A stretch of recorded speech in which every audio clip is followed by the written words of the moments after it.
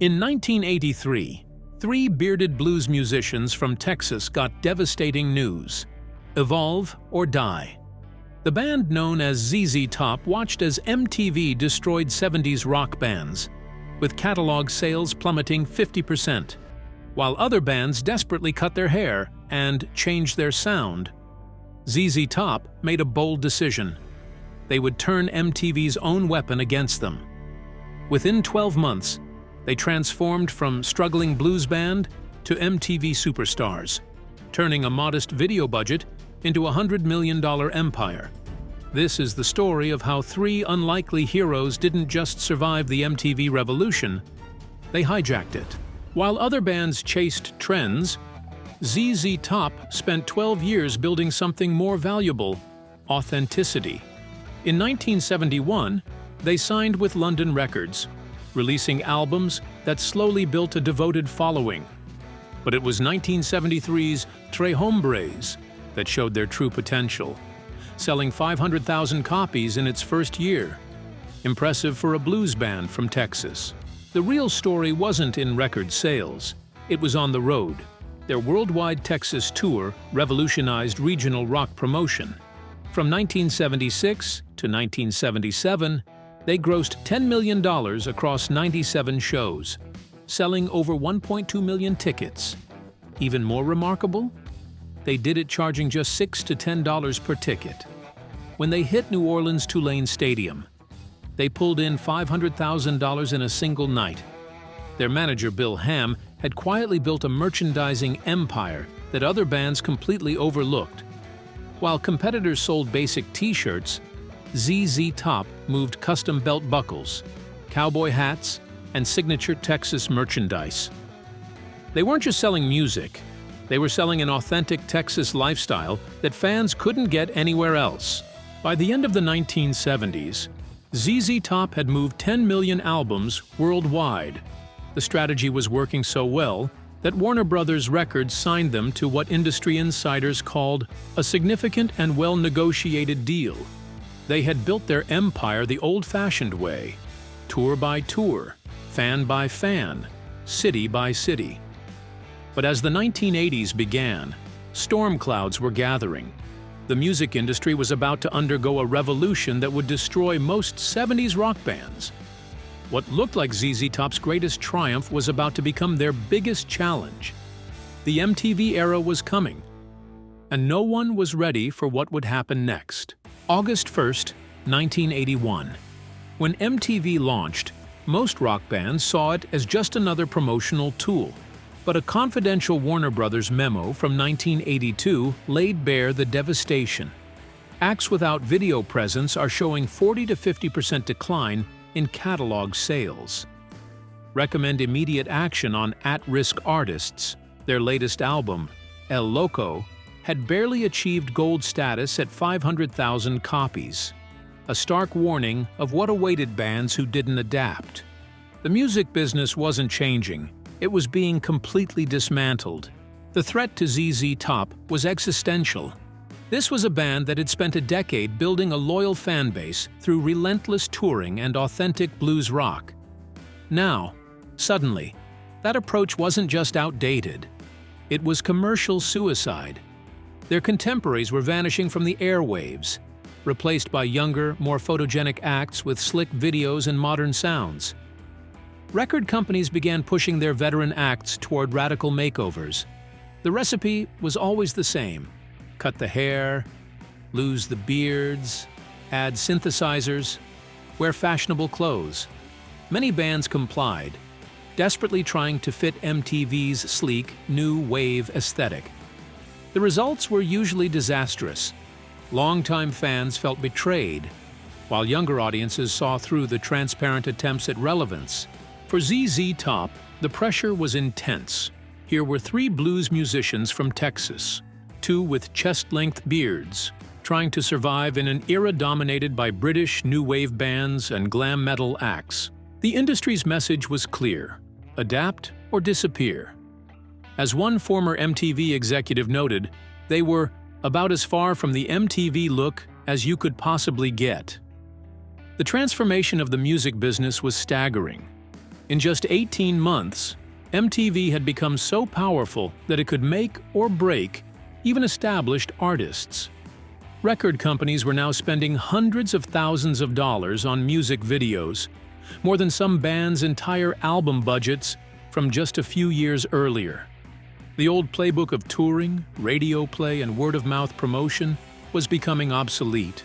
By early 1983, ZZ Top faced an impossible choice: abandon their authentic Texas blues identity and chase MTV's trend, or stick to their guns and risk commercial extinction. But Billy Gibbons, Dusty Hill, and Frank Beard saw something that everyone else missed. While other bands panicked, they were quietly developing a plan that would turn the MTV threat into the opportunity of a lifetime. The beard-wearing blues band from Texas was about to prove that sometimes the best way to beat the system is to rewrite its rules entirely. While other bands scrambled to copy MTV's new wave look, ZZ Top took their time. Over 18 months, they crafted something unprecedented, a plan to turn MTV's format against itself. The first piece of the puzzle came from an unlikely source. Billy Gibbons had been secretly visiting dance clubs, studying what made people move. He noticed something crucial. Whether it was Duran Duran or Michael Jackson, the most popular songs shared specific tempo patterns. "We weren't just watching," Gibbons later revealed. "We were studying, learning, figuring out how to merge our Texas blues with what was making people dance." Their approach to recording Eliminator shocked everyone. Instead of booking expensive studio time, they started in Lyndon Hudson's home studio, using basic demo equipment. While other bands burned through massive budgets, ZZ Top kept costs low and kept control high. They weren't just making music, they were building a blueprint for invasion. The real genius? They didn't abandon their image, they supersized it. The beards got longer, the guitars got flashier. Everything about ZZ Top became larger than life. As documentary director Sam Dunn noted, they went from being a band no one knew to everyone knowing exactly who they were. Warner Brothers executives were skeptical at first. Here was a blues band recording with synthesizers and drum machines. But ZZ Top wasn't following trends. They were creating a new one. Every element was calculated. The car sequences, the synchronized guitar moves, the beautiful women. Nothing was accidental. Their manager, Bill Ham, orchestrated a marketing strategy that was years ahead of its time. He commissioned young TV commercial director Tim Newman to create videos that would do more than just promote songs. They would tell stories. The iconic red Ford Coupe wasn't just a prop, it was a character. The signature spinning guitars weren't just moves, they were brands. The numbers proved they were onto something big. Early test screenings of Gimme All Your Lovin' showed audience response rates higher than any other rock video that year. MTV's internal ratings revealed something extraordinary.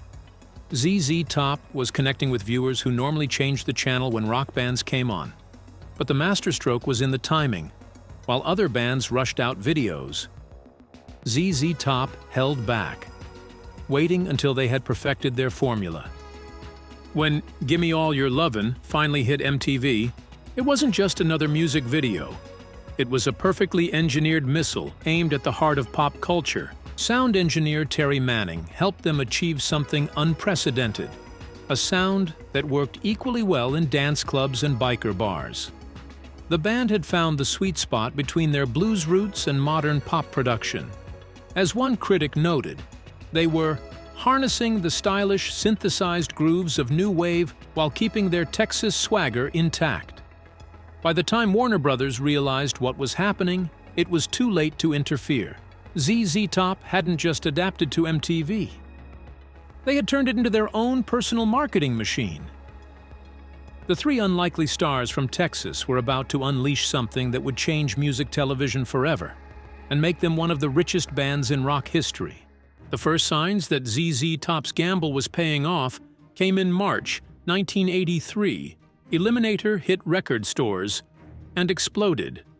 In 12 months, they moved 4 million copies, 8 times more than their previous album. By early 1984, they were selling 100,000 records every week. The momentum kept building, and by the time the dust settled, Eliminator would move 11 million copies in the US alone, 10 times more than any of their previous albums. But album sales were just the beginning. When Gimme All Your Lovin' hit MTV, something unprecedented happened. A bearded blues band was suddenly getting more airplay than new wave acts half their age. The video didn't just succeed, it dominated. Warner Brothers quickly doubled down. The budget for Sharp-Dressed Man was increased, and the video became even more iconic than the first. Then came Legs, with its instantly recognizable spinning fur guitars. These weren't just music videos anymore. They were mini-movies that viewers would stop and watch every time.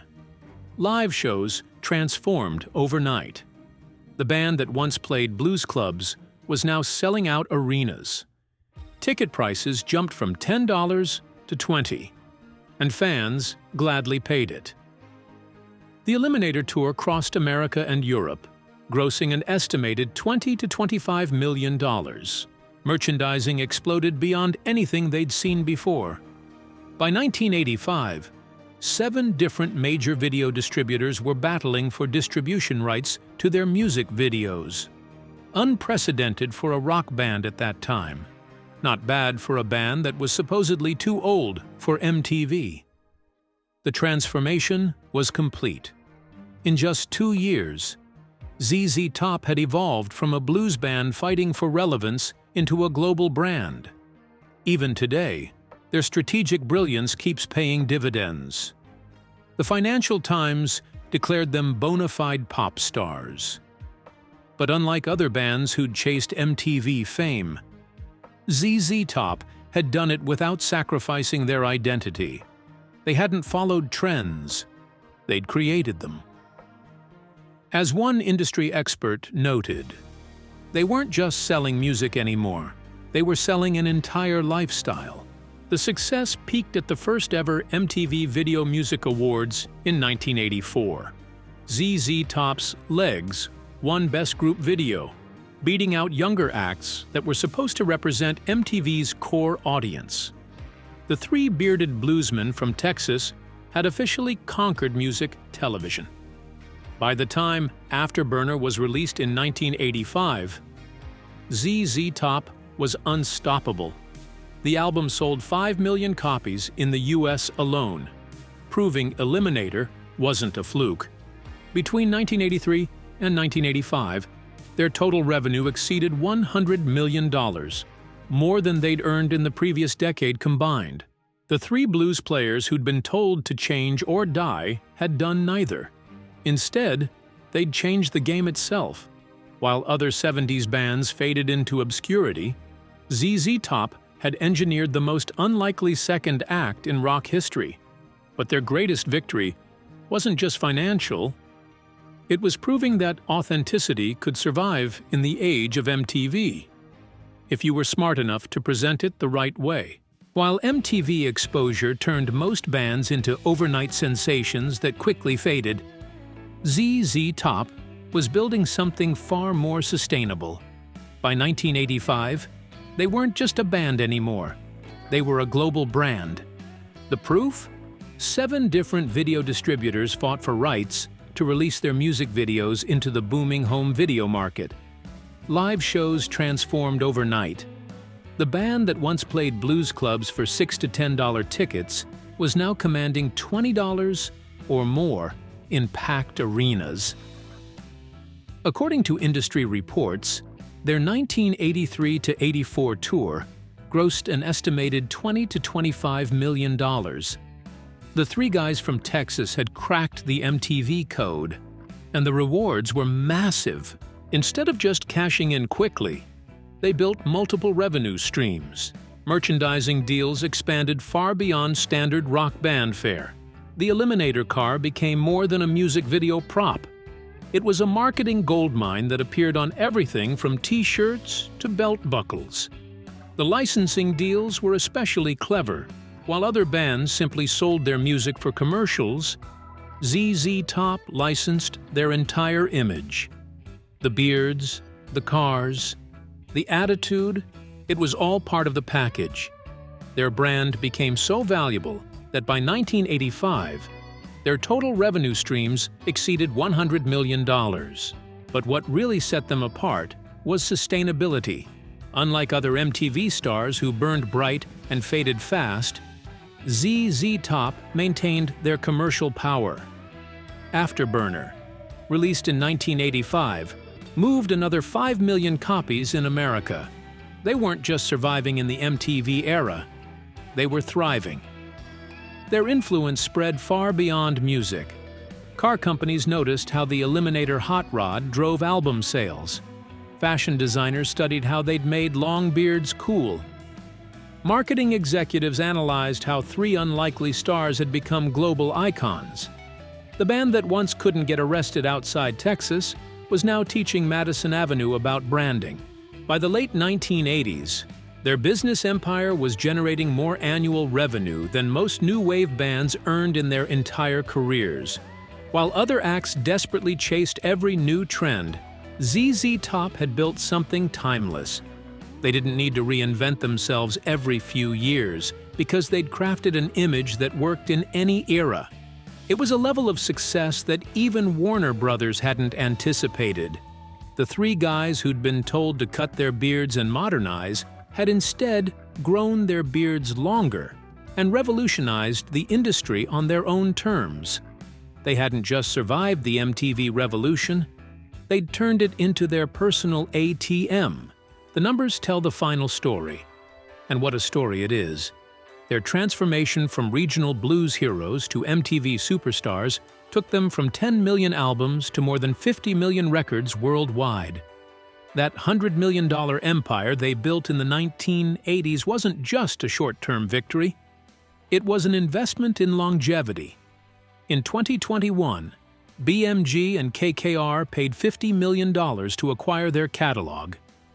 And today, their publishing rights generate $1.2 million annually from streaming. Not bad for a band that was supposedly too old for MTV. But the real legacy isn't just in the dollars.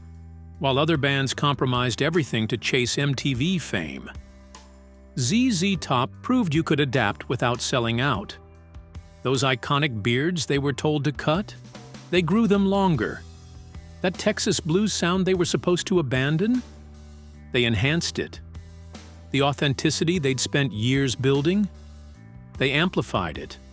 Their videos remain templates for how to tell a story in 4 minutes, studied by directors who weren't even born when "Gimme All Your Lovin'" first aired. The transformation from regional powerhouse to global brand changed more than just ZZ Top's bank accounts. It created a blueprint for how veteran acts could survive in a changing industry. While other bands panicked and tried to copy the latest trends, ZZ Top showed that authenticity, properly packaged, never goes out of style.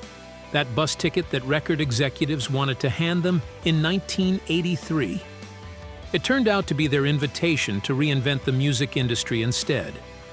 The band that was too old, too bluesy, and too bearded for MTV didn't just survive. They wrote their own rules and forced everyone else to play their game. As Billy Gibbons noted, they went from being a band no one knew to everyone knowing who they were. But they did it without compromising who they were. And that made all the difference. In the end, ZZ Top didn't just outsmart the MTV generation. They showed every future generation how to do business on their own terms.